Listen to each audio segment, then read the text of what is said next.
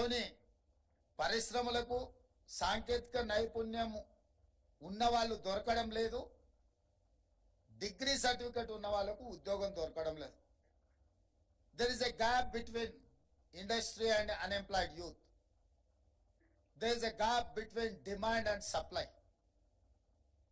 ఈ demand and సప్లైని meet అవ్వాలన్నా, పరిశ్రమలకు అవసరమైన సాంకేతిక నైపుణ్యాన్ని పొందించాలన్నా మా ప్రభుత్వం బాధ్యత తీసుకోవాలని చెప్పి మా మంత్రివర్గంలో చర్చించి పరిశ్రమలకు సంబంధించిన వాళ్ళను పదే పదే సచివాలయానికి పిలిచి వాళ్ళతో మాట్లాడి సంప్రదించి మీకు ఎలాంటి వాళ్ళు కావాలి, మీకు ఎలాంటి వాళ్ళను మేము ట్రైన్ చేసి మీకు అందించగలము, అసలు మీ ఆలోచన ఏంది, మీ ఆలోచనకు తగ్గట్టుగా మా తెలంగాణ రాష్ట్ర ప్రభుత్వం మా తెలంగాణ యువతను ముఖ్యంగా విద్యార్థులను తీర్చిదిద్ది మీకు అందించడానికి మేము సిద్ధంగా ఉన్నామని చెప్పి పరిశ్రమలకు సంబంధించిన వాళ్ళ ప్రతినిధులతో మాట్లాడడం జరిగింది. అందులో ప్రధానంగా బిఎఫ్ఎస్ఐ వాళ్ళను జనవరిలో వాళ్ళతో మాట్లాడి వాళ్ళు ఇచ్చిన ప్రతిపాదన నచ్చడం వల్ల జీసీసీ అంటే ఎక్కడైతే ఉద్యోగాలు ప్రైవేట్లో లక్షలాదిగా క్రియేట్ చేయగలమో ఆ సెక్టర్ను గుర్తించి బ్యాంకింగ్ విషయంలో కానీ, ఫైనాన్షియల్ సర్వీస్ విషయంలో కానీ, ఇన్సూరెన్స్ సైడ్ కానీ వాళ్ళకు అవసరమైన కోర్సెస్ కానీ వాళ్ళకి ట్రైనింగ్ ఇవ్వడానికే వాళ్ళతో చర్చించి ఒక ప్రణాళికను రూపొందించినము. ఆ ప్రణాళికలో భాగంగానే ఇప్పుడు కాలేజీలలో చేరుతున్న డిగ్రీ కాలేజ్ స్టూడెంట్స్ను కానీ, ఇంజనీరింగ్ గ్రాడ్యుయేట్స్ను కానీ వాళ్ళ యొక్క డిగ్రీ పట్టాలు పొందే క్రమంలోనే వాళ్ళకి శిక్షణని ఇవ్వాలి, నైపుణ్యాన్ని అందించాలి.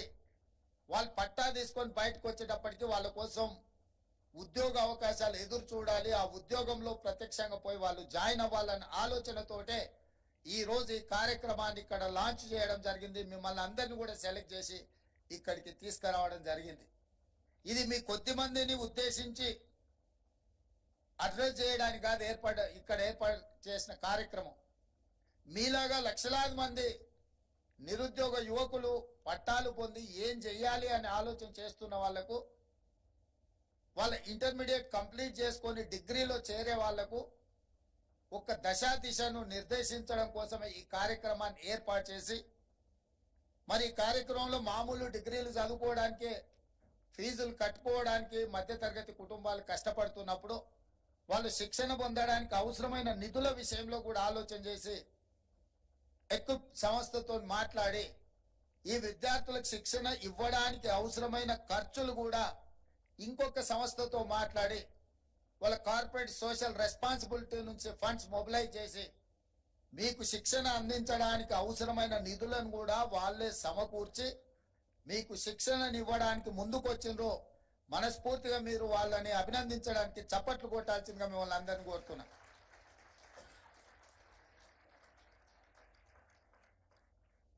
ఎందుకంటే వాళ్ళు మీ నుంచి ఏం ఆశించడం లేదు. మీ నుంచి వాళ్ళు ఆశిస్తున్నది క్రమశిక్షణతో శిక్షణ పొంది ఈ శిక్షణ మీ ఉజ్వల భవిష్యత్తుకు ఉపయోగపడాలి. రేపు బ్యాంకింగ్ సెక్టర్ కానీ, ఫైనాన్షియల్ సర్వీసెస్ సెక్టర్ కానీ, ఇన్సూరెన్స్ సెక్టర్లో మీకందరికి ఉద్యోగాలు దొరికి ప్రపంచానికే మన వైపు నుంచి మేధస్సును సరఫరా చేసే విధంగా తెలంగాణ రాష్ట్రము రాణించాలన్నదే వాళ్ళ ఆలోచన, మా ఆలోచన. భవిష్యత్తులో డిగ్రీల విషయంలో కానీ, అదేవిధంగా ఇంజనీరింగ్ గ్రాడ్యుయేట్స్ విషయంలో కానీ వాళ్ళ నెక్స్ట్ ఇయర్ నుంచి ఇంటర్న్షిప్ కూడా ప్రవేశపెట్టాలని రాష్ట్ర ప్రభుత్వం నిర్ణయం తీసుకున్నది. దాంతో వాళ్ళు ప్రాక్టికల్గా ఎక్స్పీరియన్స్ రావడము వాళ్ళకు భవిష్యత్తులో ఉపయోగపడుతుంది. ఈరోజు మనమందరం కలిసికట్టుగా ఈ కార్యక్రమాన్ని ముందుకు తీసుకెళ్ళాలి.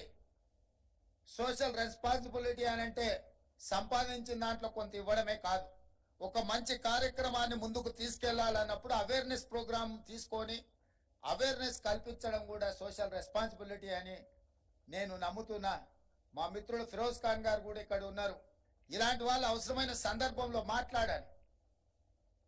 They have to come up, అంటే they have to open, they have to discuss ఒక డైరెక్షన్. ఎందుకంటే యూత్ చూస్తుంటారు లీడర్స్ని.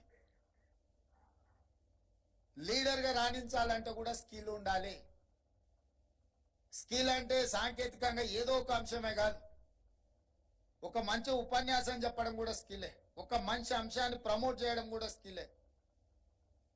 సో ఈరోజు మీ అందరికీ నా విజ్ఞప్తి ఒకటే. నిన్నమన్న నేను వరుసగా ఈ మధ్యకాలంలో మా ప్రభుత్వం ఏర్పడ్డ తర్వాత ఒక ఆందోళనకరమైన అంశాన్ని నేను గమనించిన.